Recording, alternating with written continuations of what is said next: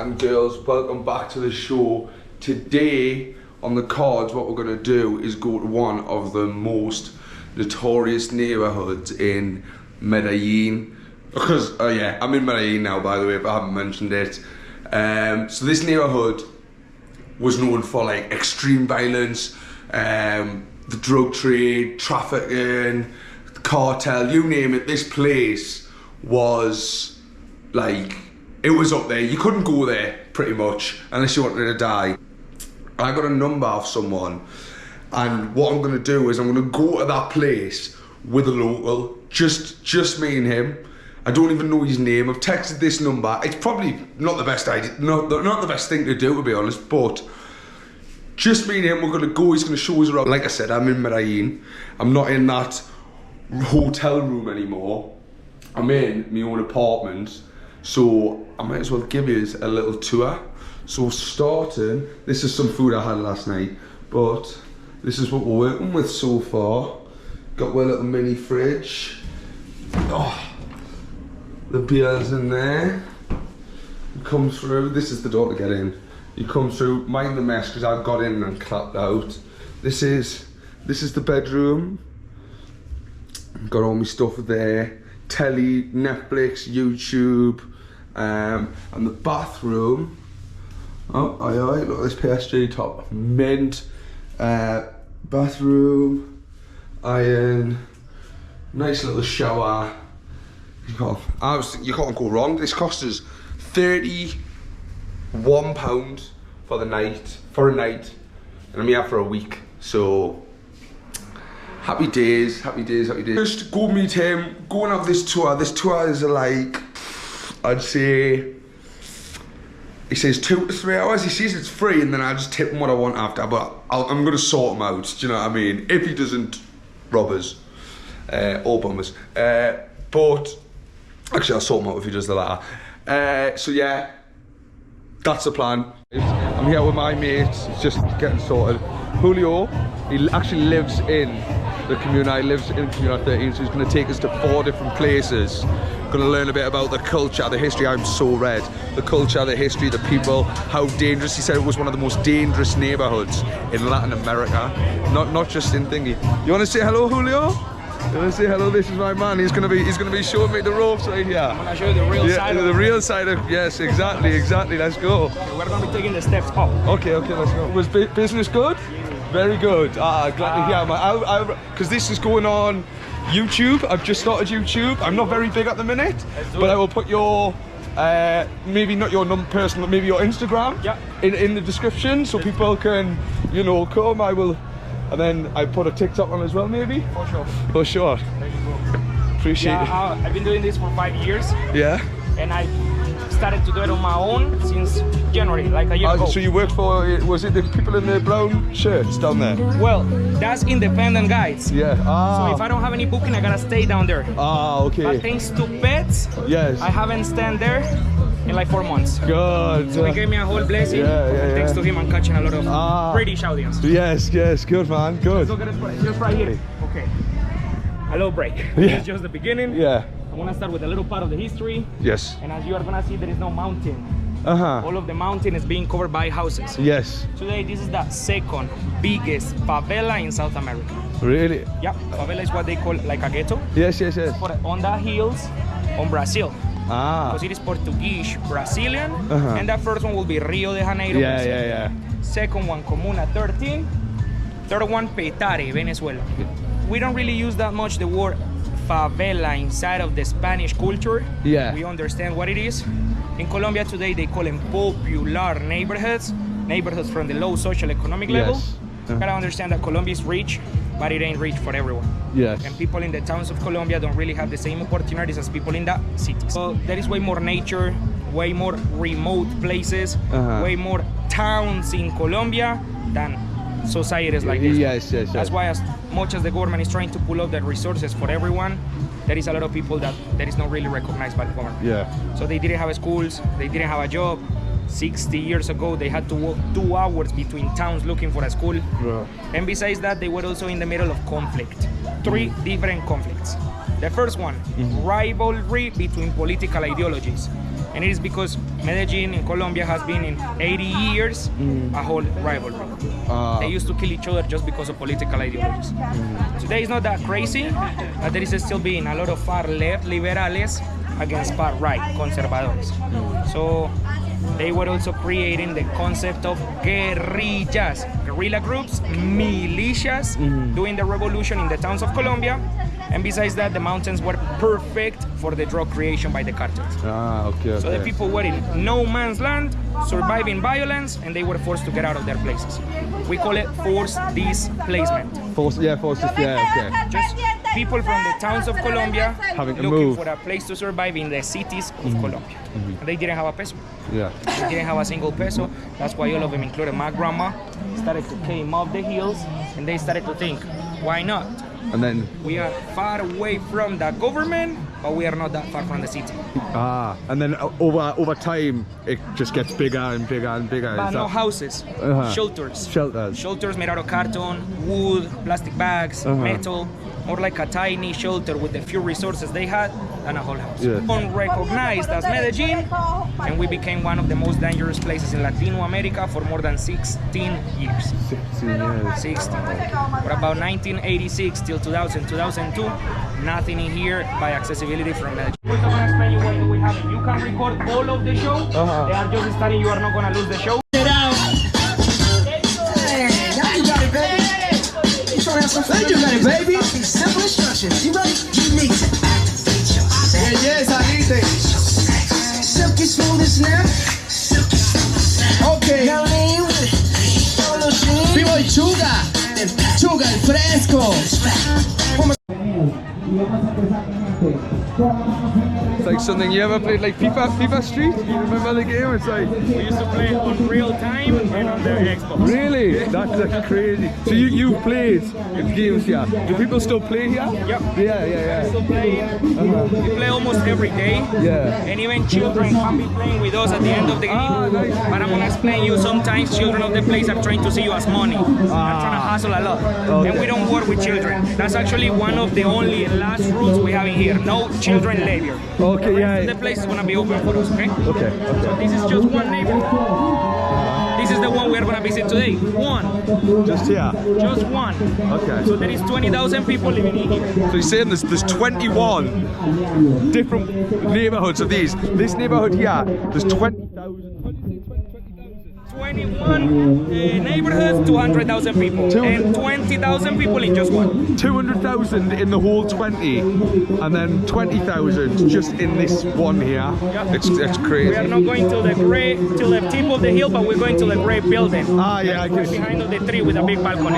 Okay. It's a nice cardio. Get the steps in. Yeah.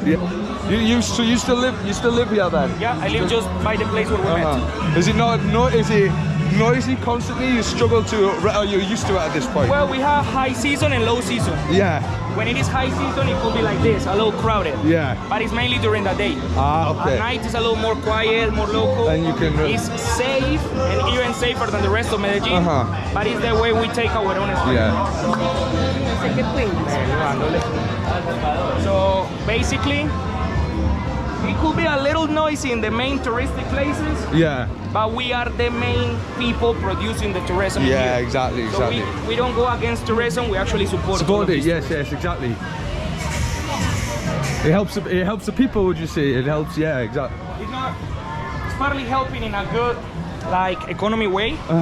But in here, the main thing I'm gonna explain you is the purpose and the will you guys are bringing us here. Okay. So it's more about not only having a way of working, but also looking for a purpose to live in the place. Yeah. Not only surviving, but living the dream. Live, yes, yeah. Okay. So look, here we also say the walls can't talk.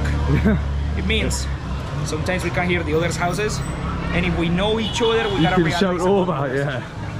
But it's partly good because that's the way we understood this is only something that we can make by a community sense of watch out the way, mate. people understood here that as much as we live alone inside of our houses, we are not alone inside of the community. Yeah, the community. So it helped us to understand that all of the things we can make today can only be reached as a community.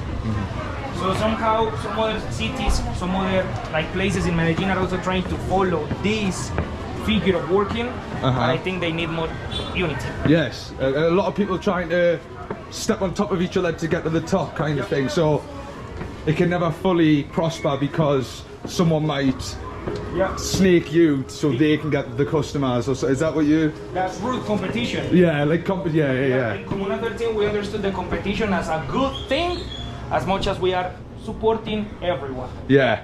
Great, so competition's a good thing but not a bad thing to the point where people get greedy, would you say, with the competition, or? Yeah, it's good thing as much as you are having the empathy. Yes. It's a bad thing as much as you are selfish and you are not really looking for a nice competition. Because we ain't gonna lie, somehow the government is still gaining money from the narco traffication. There is always an internal issue, a leftover, and a smaller problem inside of Colombia, gangs. They are small criminal organizations. They are not based on politics, they are based on lack of opportunities. They are doing the criminal activities of the residential places, cities, and they are doing the micro traffic, selling the leftover in a smaller amount, in a cheaper way for the local people. Yeah, so you're saying the criminal activities due to obviously the lack of jobs and the lack of opportunities that people have around here. Yeah. So what else have you got to resort to? You've got a family to feed at the end of the day, so you've got to do what you've got to do, kind of. Actually, yes. Yeah. It is what it is. Yeah. And maybe not me. I didn't join the gangs, but in a few years ago, when I was having the bad concept of the place, it was pretty easy for us to take a bad decision. Really? So when you have lack of opportunities, lack of options, you take the last option you have, and you force. Maybe you could be the bad side of the history, but you are the bad side of something you never chose. Yeah, okay, I get that. And what I'm also trying to point with this chat is Colombia export coke, but Colombia don't do it. Yeah, okay. There is a lot of reasons why, but I'm gonna explain you two of them. The first one is the ideology of Pablo Escobar. If you are doing a business, you don't consume what you sell. Yes, because I think a lot of people, especially from the UK, almost, or the West, like the US, almost glamorize, like, oh, as soon as you think of Colombia, you think of cocaine, you think of, but then when you actually get here, those few locals I've spoke to, they're like, no, don't touch it, we're all against it, we don't like it, that's not. That's actually, yes, it's fair because it's partly the bad impression we have part of Colombia. But yeah, a lot of people comes thinking that as a coke producer, we have also the best coke. So the first one is the ideology of Pablo. You don't consume what you sell. He was a pothead, so he used to smoke a lot of weed, and he had problems with his wife because of smoking weed. And he thought the coke was gross because he knew how to make it. He knew what went into it. Exactly. So that's why he never tried it. He was against the consumption, and he never sold coke to Colombians. He all took it to outside of USA, basically to USA, to Europe, to other places, but he never sold coke to Colombia. That's one of the reasons why, and the actual reason and the frequent reason is basically Colombian coke is not coke. The good coke is getting outside of Colombia. The one they are staying with in Colombia is called Perico. It's the leftover. Gonna go for a few empanadas now. Do they do coffee also? Is there coffee? The empanadas, and the coffee after the first electric escalator. Yeah, perfect. I saw a lot of takings. Oh, look at these bad boys. So nice. This one is non-spicy and this one is spicy. So I do recommend you either guacamole and the ají.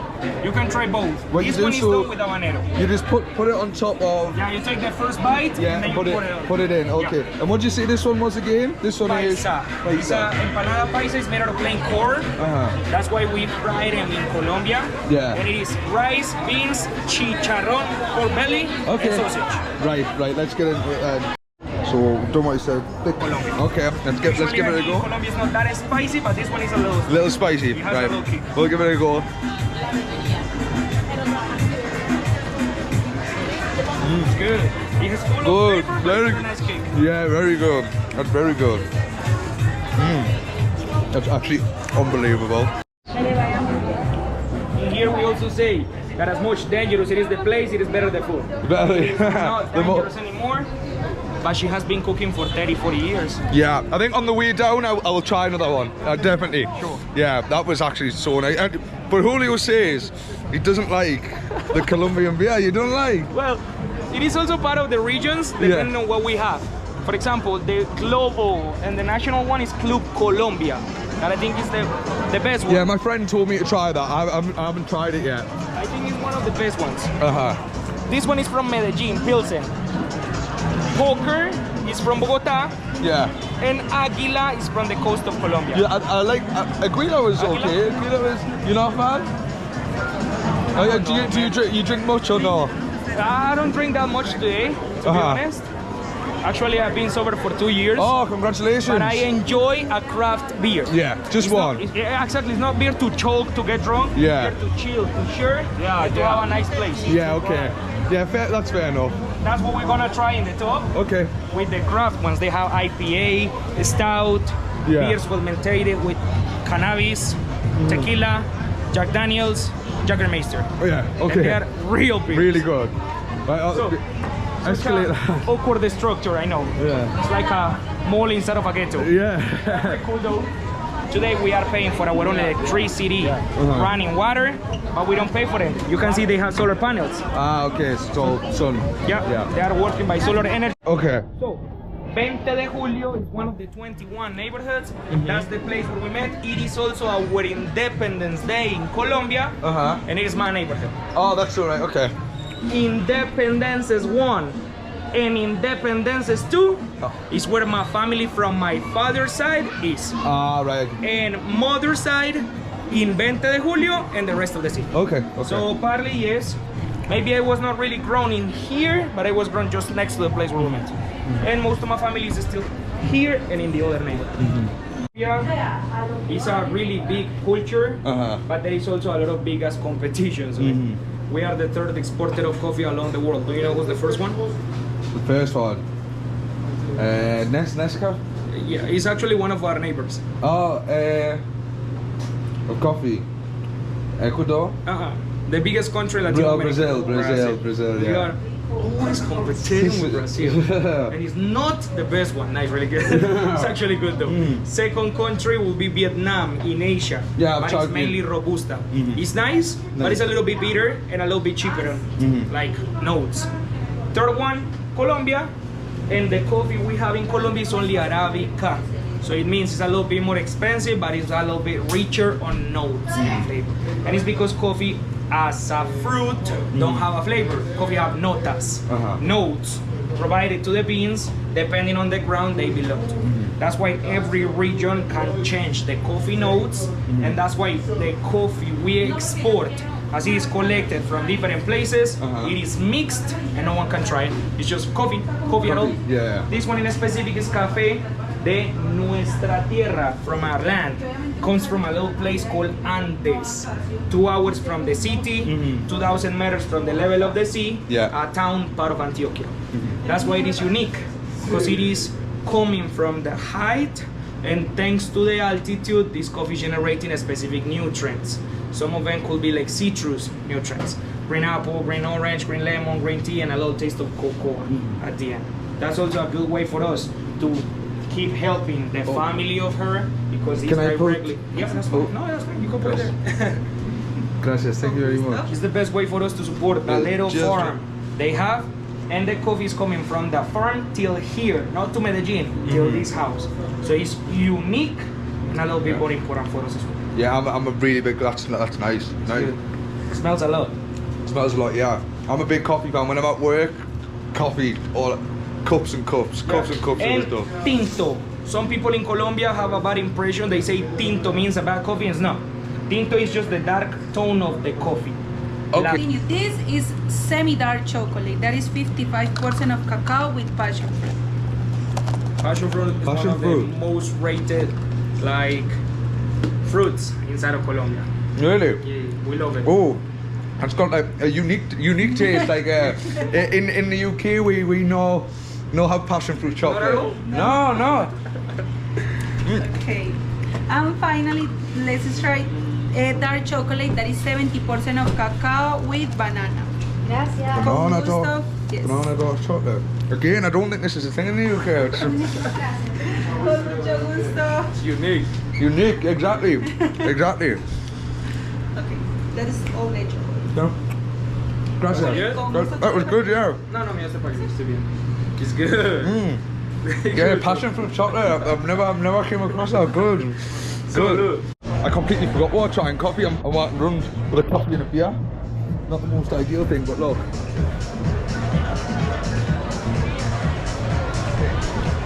So cool places like this. What a guy Julio is. He said his tour is normally 65,000. We're giving him 100,000. 65,000 about 20 quid. We'll give him a bit more. What a guy. He says he still lives here. So he still lives here. His family's from his dad's side of the family's from the next side over. His mum's side's from here, so he's bounced between the two. Yeah, what a guy, what a guy. But it's just, he was saying also, you know, there's some things there's, you know, I can't really put everything in on the video, it'll be hours long, but he was also saying about there was a lot of place was actually inaccessible because of the militias. The shelters got bigger and bigger, and then it got to a point where these places would actually be cut off from the mainland. You let the mainland, the main city, you weren't allowed in, but just to see how, you know, how he said it was so dangerous and there was people killing each other and there was a lot of drug smuggling, trafficking, drug selling, and just to see it transform now into this tourist hub and this bustling place. And he still lives here. Everyone I'm trying stuff off, they all live in this place, and to just see something turn around and be made a positive thing is it's beautiful to see, and it kind of just leads into what I want to say about, like, not everything bad in your life will last. Not to get preachy, but it won't. Like, this is, he said it was one of the most dangerous places in a continent, and now look at it. So if you think that your problem's going to last, it's probably not going to. So yeah, what a guy, what a place. Is that guy over there with the cat? So on the right or the left? That right. Oh, so him Chota. going up the stairs. Oh yeah. The guy So did it. him there.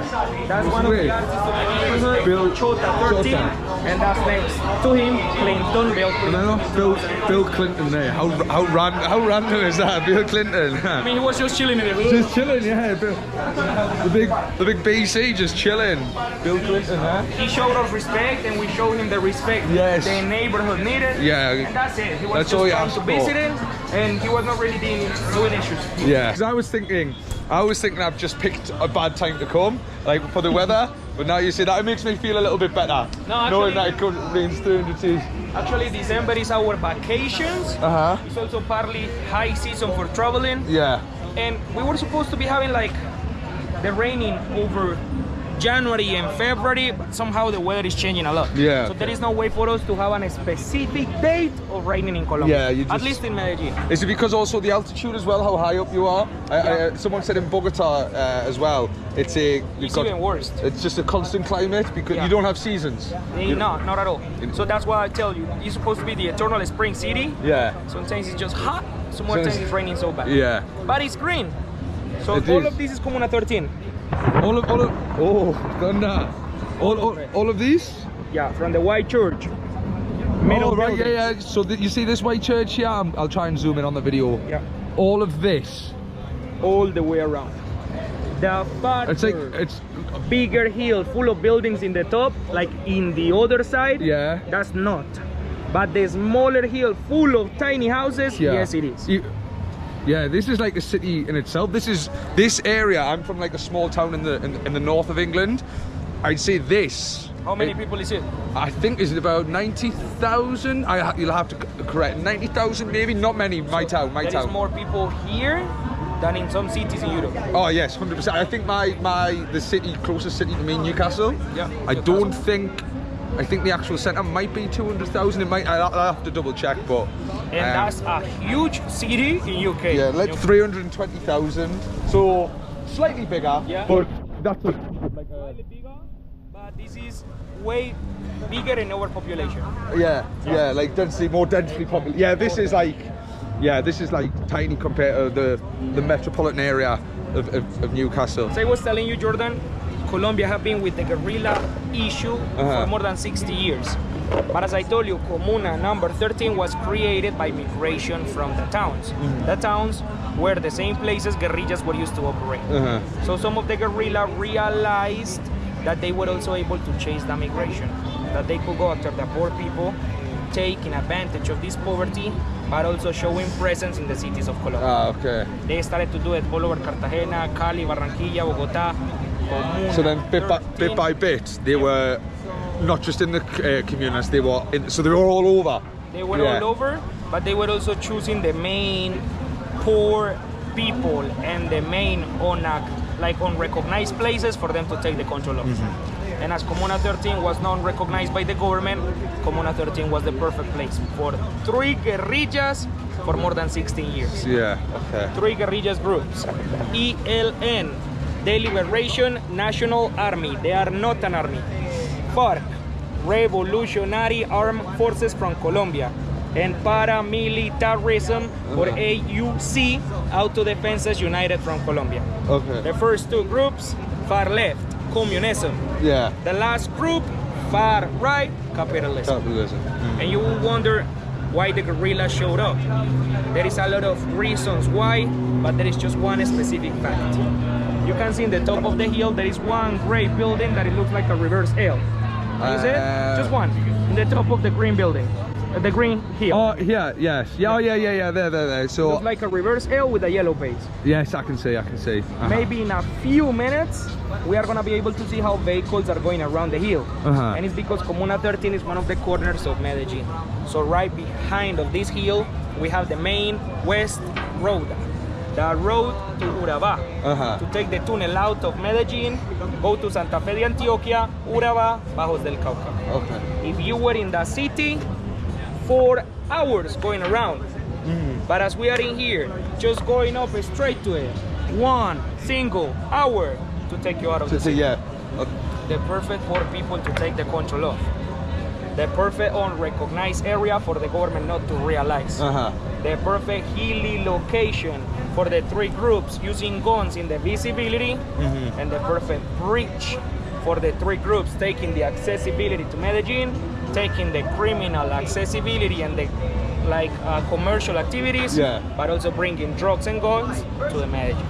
Straight through here instead of going round, because if the government, so it's, you're saying that basically since the government don't operate in these areas, you can just go in and out, nobody would know, nobody could do anything. Nobody will recognize it, nobody will take care of it. Yeah, and then next thing you know, it's flooded with weapons, drugs, and then that's how they becoming the worst place in Latin America. And then obviously with guns and drugs also, violence is not far behind, would you say? Yeah, well actually violence was a normal thing for the people in here in the 80s. Yeah, oh, okay. For about 1986 till 2000, nothing in here for the people. No army, no cops, no journalism, no exportation products.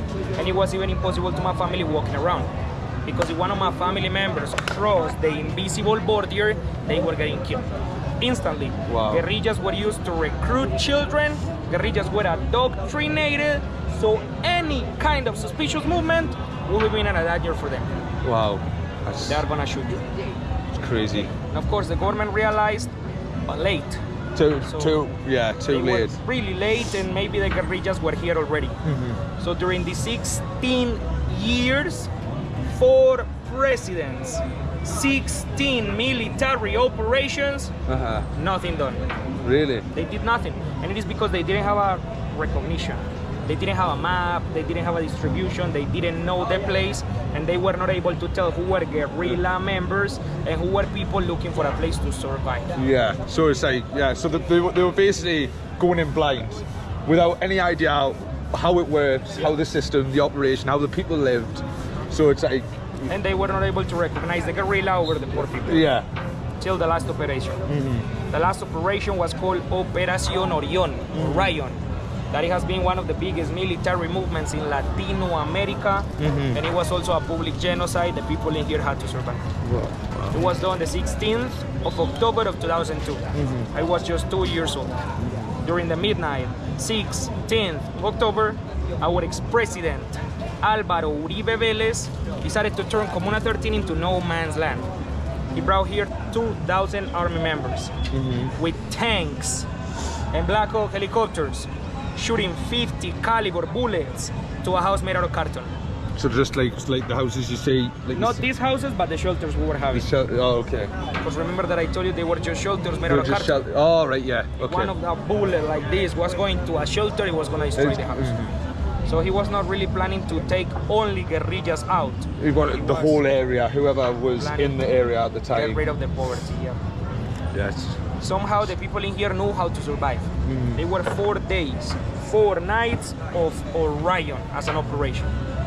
They killed 500 people inside of our houses, and they also took out 2 of the guerrilla groups. The full groups were... Some of them were killed, some more were taken out by pressure by the war. Oh, okay. So 500 people killed as a stray bullets, we don't consider them as stray bullets. But we also understand that maybe 500 people was a price to pay for just to take these guerrillas out. Okay. It worked, because Orion worked, was the only affordable operation. But I think our mistake came after Orion. Do you know the main issues are always coming after What the do you war? mean your mistake?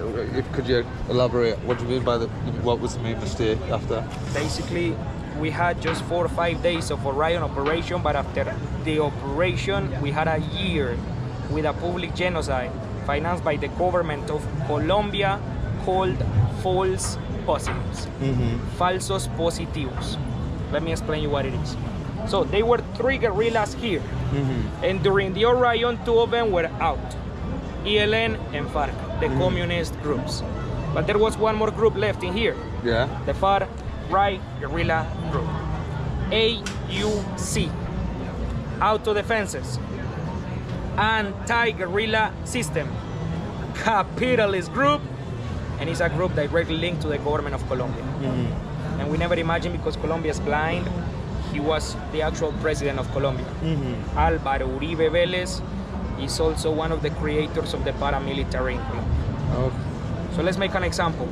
The president in charge of the Operation Orion is the same president in charge of the army, but in secret he was financing the far-right guerrilla here. Okay. And the far-right guerrilla here was 16 years recognizing the place. So they had the map, they had the recognition, they had the distribution, they knew the place, and they were able to provide the government all of the factors the other operations didn't have. And it worked. Government, army, and paramilitary getting the whole connection, distribution, more members, and the whole recognition of the place. He took all the communist groups and members out, but he was not going to recognize the connection. He was doing a crime. Oh, I get you. So what he done, since he was working with the far right, he needed to show the people, oh, I've got rid of the far right group also. So he would go into the houses, take random people, dress them as far right, kill them, and then say, oh look, I've also taken out the far right group as well, but secretly he's been working with the far right group the whole time. That's what he did. Okay. He was telling Colombia, I'm not working with the far right guerrilla. I'm against them, and this is the proof, a fake list of names. False positives. False guerrilla member marked as positive in a list of numbers. Okay, I get you now. Wow. He was actually financing a genocide. So he was, He was telling Colombia, hey, I'm supposed to help these people, I'm pulling the best providers, I'm doing the help, I'm trying to save the people in Comuna 13. And he was actually financing a genocide. That's crazy. I can't wrap my head around like the level of inhumanity you must have to do that to innocent people. No. For me, as a personal opinion, I would rather punishing a politician than a narco-trafficker. And it's because a narco-trafficker somehow is looking for money, and that's it. Money for him, for his family, for his cartel. But a politician is always looking for power. Power, and control. Sometimes the power change a lot of the stuff. You know what's the issue? That they were innocent people reported as a fake guerrilla member just for the government to keep telling lies. So he had to erase the people's faces with knives, with guns. So no name, no recognized people. And they dropped them in the floor because we were not really something for them. And if you mind how much they got paid per person getting killed, a couple of $100 pesos, a bag of groceries for a few days for the army for free. So all the bodies That's of the called false positives that you've been talking about are all buried up here. That is La Escombrera. It's a landfill. A landfill. It's like a place to take debris. Yeah. Have you ever heard about that landfill? Well, not that landfill. One? No. That is today the biggest urban mass grave in South America. Really? So this up here, people, this here, am I correct, pointing at the right place, is the biggest urban landfill. Basically the biggest mass grave in all of continental South America, which is crazy. If you look for the place on Google, Google is gonna let you know landfill mass grave, but it's not gonna tell you it's the biggest one. Yeah. It is because they found another mass grave under the National Chile's Stadium after Pinochet in Chile, but they found them, so they took them out. Here, our own mothers had to look for their family members. That's crazy. He was also saying as well, obviously with the false positives, I'm right in saying they'll get rid of the faces, so then people couldn't put their hands up and say he wasn't a far-right group member. Exactly. So then we were not even able to recognize our family members. Yeah, so they'd have to go looking and try and recognize them through different means, maybe birthmarks or something. Yeah, crazy, man. Just puts it in perspective. Basically, These views, man, you can't pay for a view like this. These views are insane. It's mad. I think each one of these is somebody's house, somebody's business, somebody's shop, you know, and just how this has all just grown over time. Yeah, I'm just in a little art place now. He was telling us why they do the art. I'm going to let him explain it. Basically, instead of putting guns and drugs into the youth's hands, they want to put microphones, paintbrushes. This was verbatim his words, which I thought were very, very like inspiring. So instead of guns and drugs in the kids' hands, we want to put microphones and paintbrushes and just let them create. It is raining really heavily now, so we'll kick on the rest. Well, let's took a little slight turn of the way. Yeah, just a little bit rain. I'm English, so I'm used to it. So let's get out of the rain. Oh, it's that rain that just gets you in it for 2 seconds and it just gets you absolutely drenched. okay, look. You see that sign? Yeah? It says a child who works loses more than he gains. And it's because during my childhood, about 60% of us used to go to schools. Yeah. But maybe the oldest of the siblings was trying to work for the families. Okay. Today in Comuna 13, 98% of the children are taken to schools every day. Oh, that's brilliant. That's So great to hear, mate. our parents making the change. Good. Somehow we could be having some children not sent by their parents, but they start looking at the tourism like money. They are doing magic There's a tricks. saying like change starts from within, you know? Exactly. That's why we haven't. To have the people without tour guides understanding what we have here. Okay. Let's be honest, we see a child doing magic tricks and we want to help him. Yeah. But when we see a grown man doing magic tricks, we just want to run away.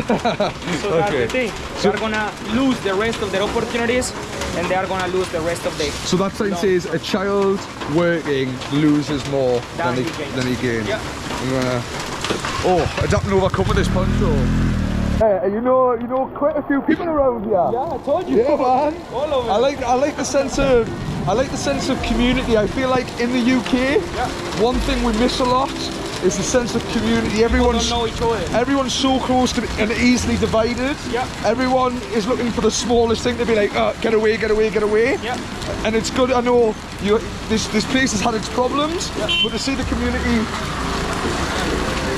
To see the community come together and, like you say, help the children and how everyone's so united. Yeah. It's very for me inspirational.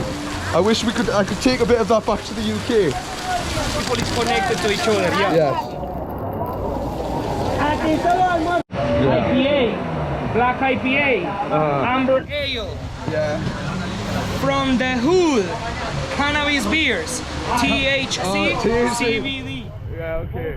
Do you get used to it? You can get high with it. Yeah, can you? This one is a pink, rum and coconut. Okay. This one is sweet, it tastes like Malta. Oh, yeah. And these two are the strongest beers. Jagger Stout troublemaker, Yeah. 9% alcohol. Jägermeister, Jack Daniels infusion. So no THC in these three. It's just these two and these three no. This one is rum, this one is Jägermeister, this one is Jack Daniels. Okay. Which one out of all of these So, you recommend? Without the not the THC one. do you like it sweet or bitter? I say either. I'm not fussy. When it comes to alcohol, I'm not Try the fussy. Jager Stout. The Jäger Stout, Jägermeister beer. Yes. Okay, It's good. how, That one is 20, 4 pounds. You can pay by card. yeah, I've got the cash. You want one? I'll happy to get you one. Are you sure? okay. Okay. Right, I'm a okay. smoke here. Yeah, smoke here. Yeah, I'll grab one of them. This mate, yeah. This isn't slowing down anytime soon, like. Oh, gracias, Jäger. Gotta roll it in a second. Yeah. Here with you. No worries. Right, Jäger beer, right? You know the rules. I'm not Bevo though. You know the rules. 1 gulp, 2 gulps actually. Let's see what I say. Oh, that's weird. That's very weird. I've got a hint of Jäger. Well, it's Jägermeister beer. I've got a hint of both in. It's nice though. I could have a couple of bottles. 9% in this. I'm gonna be a bit drunk. I need to go home and edit this, but it's actually all right. Just had a couple of beers chatting about the city. Got another one. We'll try it. It's like a blonde. Very nice. 8.3. Oh, the Jäger one. 6.7. An acquired taste. You couldn't have a full night on them. You can have a full night, but we'll go into the next. Where we're heading now, Julio? Going to explain how we became what we are today. Yeah. And we're going to share some ice cream as well. Yes, man. Ice cream. Always time. Never a bad time for ice cream. Maybe mixing with the beers might be a little bit of a bad decision, but I'm all for bad. I always make stupid decisions. It's a good popsicle. Yeah. It's not like a whole ice cream. Ah, I But it's see. a nice popsicle, so it's not that heavy and it's fruity. It's really good. Oh, okay. Is it on like a green stick? I've seen people walk around with them. Yeah. Ah, I see. Yeah. And they have. So just to summarise, just what you've said there, is after all these guerrilla groups were gone, there was a lot of gang wars because of lack of opportunity, and people internal war, because people didn't know how to make money. The only way they knew how to make money was through doing these things. And you were saying the when same violence they were based on. And then they were born in. You were also saying just there about how you'd be playing football and you would have to stop the game of football or basketball to run away because you'd hear shootings, and then you also had to like passing by bodies and stuff like that, or somehow it's partly normal for the people in here, and of course it is not something that you are supposed to see when you are a child. Yeah. But we were forced to see it. Yeah. And maybe I won't lie, my childhood was not the worst childhood, but we were also born and raised in a conflict that we are never gonna forget about. Okay. And somehow we had to see a lot of experiences that they made us learn in a hard way, but today is clear for us. Today, yeah. Now you can appreciate the better days because of the struggle that was maybe 10, during 15 years ago, a child here could be having 17 in their mind, being 10. Today, a child is 10 in their mind, 10 in their body. Yeah, exactly. And it is the way we are trying to learn how to grow up together. Okay. And it is because when we got the escalators in 2012, the government just did the escalators and they ran away. Yeah. So what you were saying there was, obviously we've just been talking about this gang conflict, and as he said, as compensation, the escalators we went up before, they were a gift to say, pretty much, am I right? Sorry for everything that's happened. Here's some, and we've just been saying there, an escalator could not help the amount of struggle you could say, and issues that was thinking an escalator Prices that we needed to pay for. Yes, the escalator does not match the price of the conflict and the struggle that went on here with this community. So, but after all, we appreciate it because maybe in short terms it's good for us to be doing these walkings. Yeah. But there is already a lot of elders on the place having the issues and struggling moving here. Yeah. So we got it. 2009 till 2012.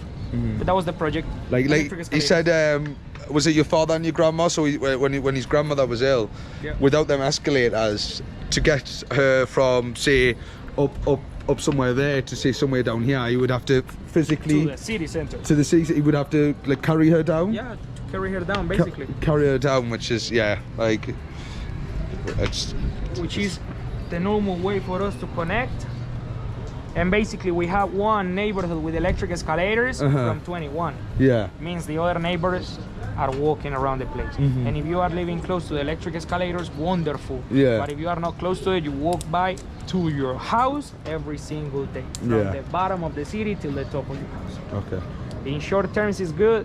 In long terms it's gonna break your knees. It's gonna I could imagine a lot of arthritis and stuff like that after just the constant climbing. So they did it from Comuna 13, sport players. We started to have a lot of different projects of the place just to take out like the children out of the street. Like what I was saying before, like the change within this community came from within, from everyone uniting together and overcoming the problems that you have had and banding together and saying this needs to stop. How can we help the next generation become the best they can be without getting involved in all the stuff that. And we started slowly with some journalism, English classes, photography classes, better education, a lot of sport projects, little competitions of sports along the year for us to keep us distracted but also focus on the games. And then it builds after a while, you get that momentum, you get that everyone starts to chip in together. Just a little bit, but it was also to change the perception of the gangs in front of us as well. Also, we started to pull up a lot of non-profit projects with the children of the place, taking them out of the streets. Children like me, with rapping, singing, dancing, break dancing, Afro dancing, doing graffitis, murals, painting, writing, reading. But to be honest, we never imagined it was gonna become touristic. We were not making the place touristic. We were making the place a future out of not safe. Safer. That was the main. We were just trying to replace guns and drugs for microphones, also cans, people dancing. Just trying to pull up something like a future inside of our childhood and also beauty inside of our place. We never imagined it was going to become touristic. How? How we were able to tell you were showing in a place that I was not able to access. Exactly. How 16 years ago, how would anyone have ever thought someone from the north of England would be standing right now, drinking a beer, talking about the history of this place, the future. It's when you think about it, it's a beautiful thing and it shows humanity and how, in the toughest of times, people can come together and they can. They can enact change. Like you say, change sometimes it has to happen within. It has to be everyone coming together and being like, look, this can't continue. And it's beautiful. It's beautiful just you walking me around where you've grown up and telling us all the little intricate details. And I appreciate it, man. It's been really good. Ask you, Jordan, how has it been the art? The art. The art. I think it's good. I think it's really good. I think it's an expression of, like you say, taking the maybe the drugs and the weapons out of the hands and putting paintbrushes and microphones in, and I think it's a real beautiful thing about how you have decided that instead of going down this path, we're going to create. Really realize about the situations and the conflict. But if I wonder today what I was doing 12 years old with a joint in my mouth and a lot of gangsters from me. It happened to me as it happened to most of the children of the place. But we are glad to tell you today that we made it. Thanks to the art, rapping, painting, education, English, basketball, sports, we were able to make sure we were having a better project, better purpose, and a future out of this place. Cheers to that, brother. Amen to that. Amen to that, We are still learning from this. Somehow we also understood after 2016 that we could make a little approach on tourism. And it is because in 2016, Netflix jumped out the Narco series. Colombia don't like that. No. If you ask him, Colombia is going to tell you, around 75% of the people is going to tell you, we don't want to get the recognition of Colombia because of a narco trafficking. That's fair. I'm not Pablo. But some people never realize Colombia exists until that's for every comuna in the city. 16 comunas, more than 175 neighborhoods. So what I was saying there is, because I asked off camera, I was saying is there a police presence? You say not really, but there is a government that they vote for, so there is some form of democracy. And then you're saying they take stuff that you want to happen to the city? Yeah. Yeah. Okay, so there is like a form of government and we have our own government, but we also have our own representation on art, on maybe safety, on tourism, on explosion of social workers, investors of the place just trying to work for the place to make it. Okay. And there is a lot of education today, and they are pulling a lot of investment into the education. We have public schools and we have private schools. And of course, it's always better to go to a private school, but not everybody can afford that. Yeah. Even though public schools have uniform, all of them, and they tell you since the very beginning, hey, you want to do something wrong, you can do it, but outside of the institution without the uniform, because you are not representing yourself, you're representing a whole school. Yeah. That's why somehow I understood part of the issues of the cops. It's not just to point all of them, to judge them, it's not just to curse them at all. No, it's understanding that it's an institution. Of course there must be a change, but it's hard to do a change like that because it's not just one person. It's systematic, isn't it? It's like the whole government, the whole cops, the whole police, and the whole institution. Yes. So it's pretty difficult to go like against that. But yeah, being 25, when I see a cop, I feel on alert, uncomfortable, and it's not like to feel unsafety, but yeah, it's something prefer to be away. Let's move. So that's why sometimes cops in the city, they feel more than you just because they have a uniform, when I'm actually paying taxes for their uniform, for their protection to provide it to me. They don't protect the people. Okay. So that's why, you know, they take a decision to become a cop. Yeah. Maybe they didn't have any other options, but when you take a wrong decision, wrong job, then you don't like people, the people don't like you, because it's actually a general opinion in Colombia, and then you don't really get paid enough, you don't want to do your job. And then you're looking for like, how can I make a bit extra, how can I make a bit extra cash? You've done something wrong. Point them. It's also to understand that there is an internal issue from them, and somehow if they don't get paid enough, if they feel that it's an unfair job, if they feel the people is not really taking care of them, they are not going to take care of the people. Okay.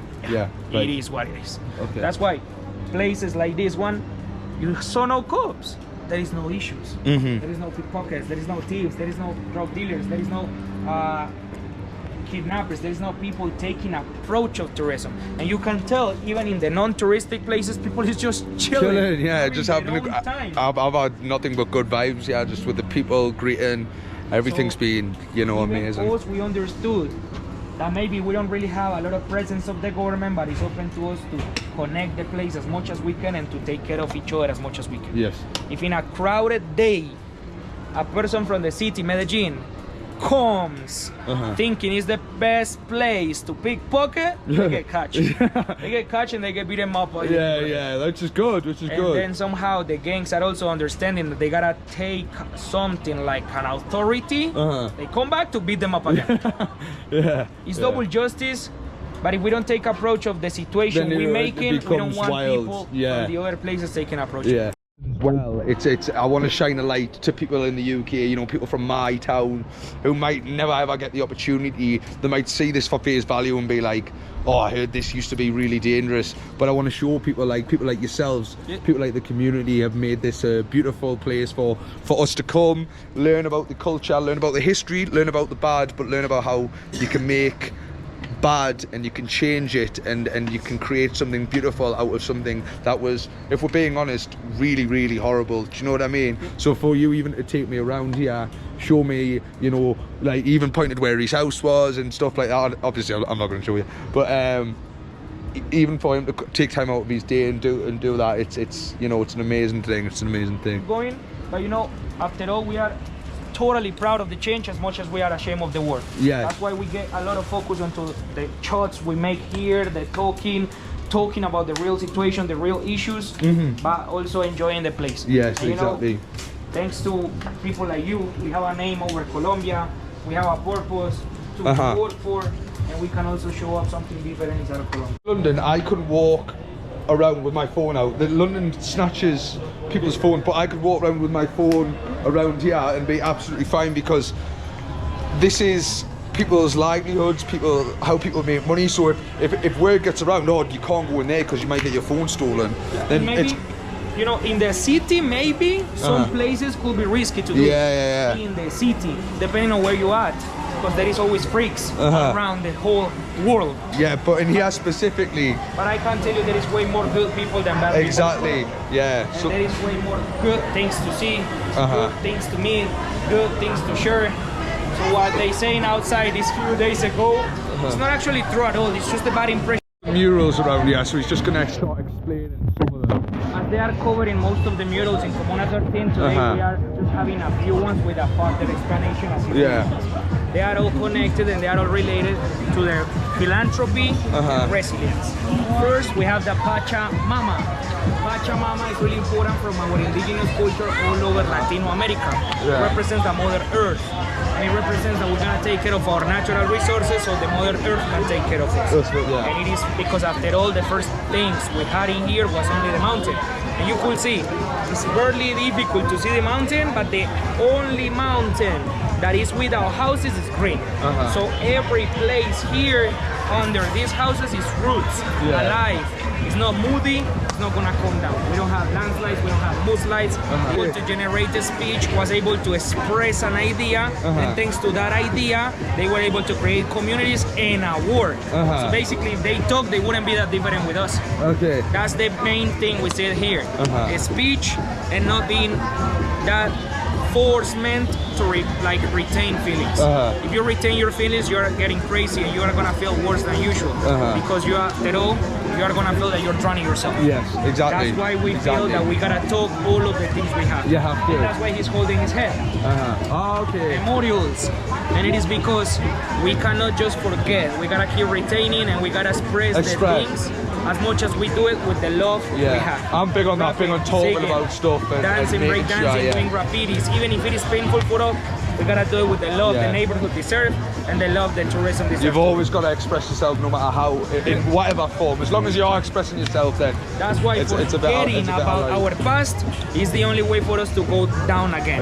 That's why he's holding it. Conscience. Keep telling yourself what you saw so you are able to make sure you don't go down there anymore. This one right here, it represents basically the love that we have for our own place and the love that we have for the others. And it's because, as I told you in here, we say the wolves can talk. So as we know each other, we don't just forget about the others' issues just because are the others. Julio, we gotta... The best one, he is, So, you know, that's why you see the houses next to each other. The heart, nature, namaste. Because that's the only way to show respect for your life. Understanding that it's not your own life what we have here, and how all of the lives connect together. That giraffe. Some of the people we've seen on this whole tour actually painted all of these. When we're in the art gallery, he painted that. The one next to Bill Clinton painted these. So all of these are from the local people, and they each have a deeper meaning as they explain. But yeah, beautiful, beautiful, beautiful.